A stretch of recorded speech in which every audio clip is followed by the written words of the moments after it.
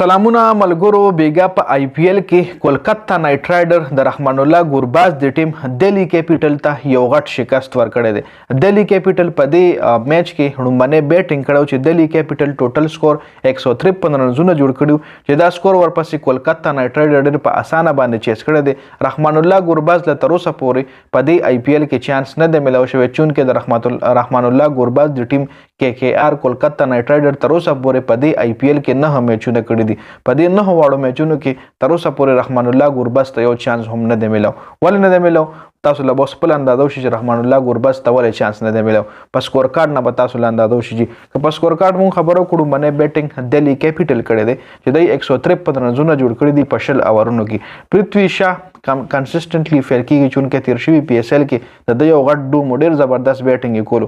100 بال 13 رنونه، جیک 100 بال 12 رنونه کړی دي، ابھیشیک 15 بال 18، شای ہوپ 3 بال 6، ریشب پنت کپتان په شل بالونو باندې 27 رنونه کړی دي، اجر پټیل په 21 بال 15 رنونه، سټپس 7 بال 4، کوشاګرا 3 بال 1، کلدیپ 26 بال 35 بالر پکې خو سکور کړی دی جی.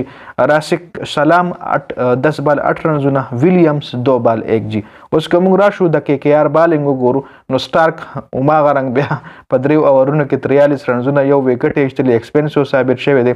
ویب اروړا 4 اور 29 2 وکټې، هرشیت رانا 4 اور 28 2 وکټې، ناراین 4 اور 24 یو وکټه، چکرورتی 4 اور 16 3 وکټې خبالنګ پکې چکرورتی کړی دی او رسل چې کوم دی هغه یو اور کړی دی او 10 رنونه ور کړی دي.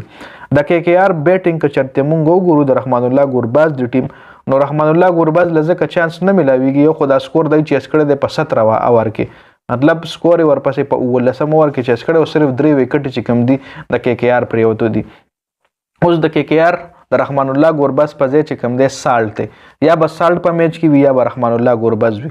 او سالټ چې کوم دی په دې آی پی ایل کې د کې آر لپاره ډیر زبردست بیټینګ کړی.